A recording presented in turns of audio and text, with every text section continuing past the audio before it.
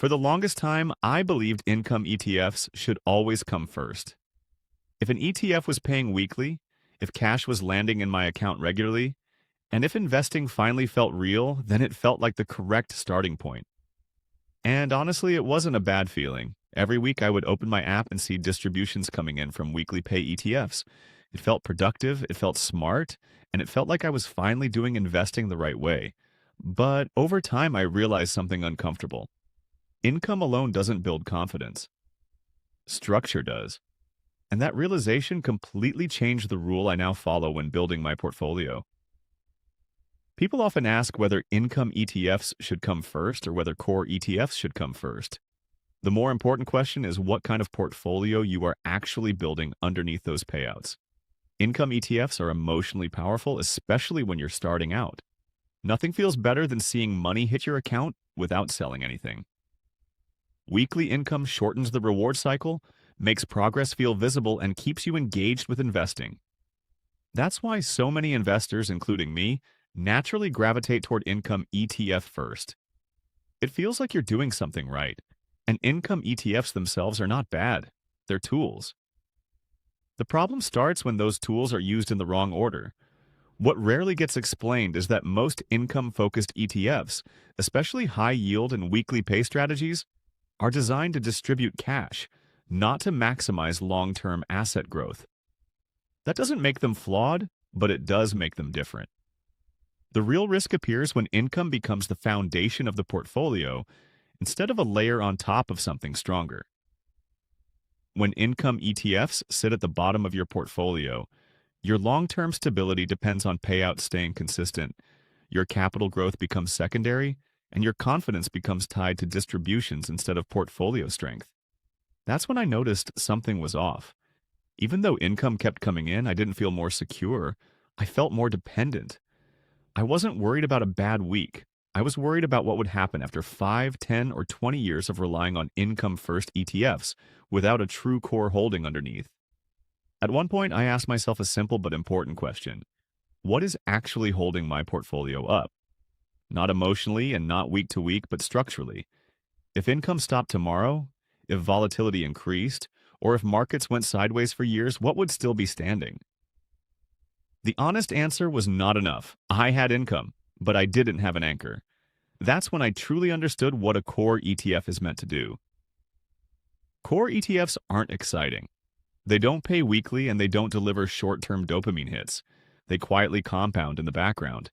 They are designed to track broad market growth, survive multiple market cycles, absorb volatility, and grow with time rather than distributions. They are not trying to pay you now. They are trying to build something durable for later, and that difference matters far more than most people realize. Once I started building a real core, my perception of risk changed. Before, risk felt like the possibility of income dropping. After establishing a core, risk became about whether my long-term structure was solid.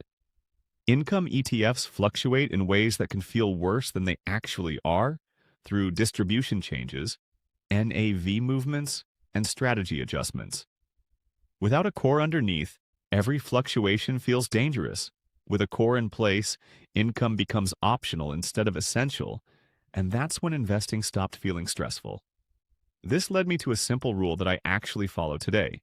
Core first, income second, always. Core ETFs come first in allocation, and income ETFs are layered on top. Income is treated as a supplement, not a foundation. I don't add income ETFs unless my core is already doing its job, because income should sit on stability, not replace it. In practice, this means most of my capital goes into building a core that handles long-term growth, capital preservation, and market participation. These holdings don't need constant attention or monitoring. They just need time. Once that base is in place, income ETFs serve a different role. They provide cash flow, psychological reinforcement, and optional reinvestment capital. Income feels healthy at that point rather than necessary, because even if distributions fluctuate, the core remains intact. This doesn't mean I stopped holding income ETFs. I still track them, I still appreciate the payouts, and I still believe they have a place. The relationship just changed. Income ETFs are no longer the reason my portfolio exists. They are the bonus. And that shift made a bigger difference than any yield percentage ever could. After flipping the order, I noticed real changes in my behavior. I stopped checking payouts obsessively.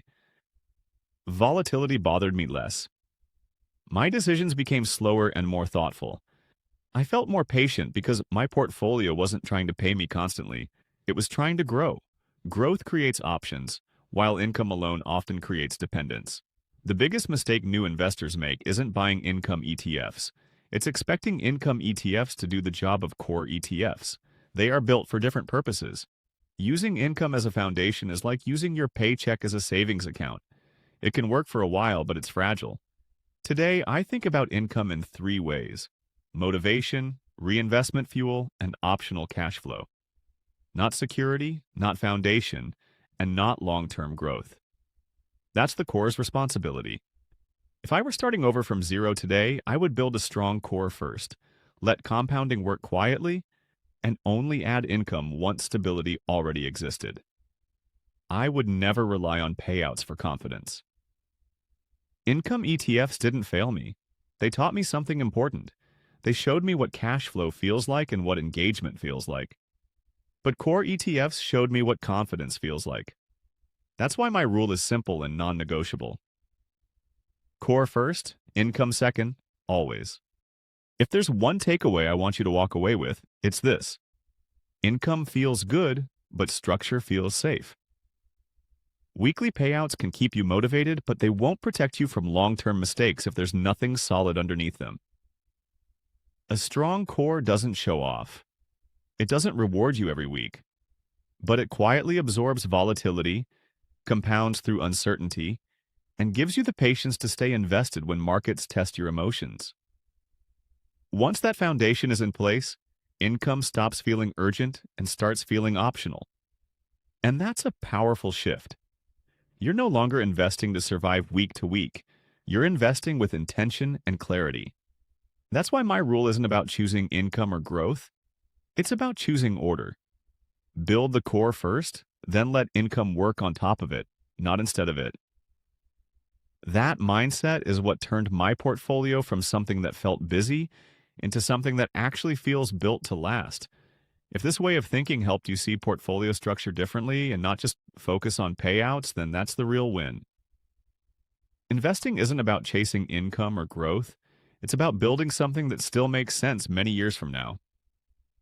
Let me know your thoughts in the comments. Thanks for watching Money Stick Unfiltered. I'll see you in the next one.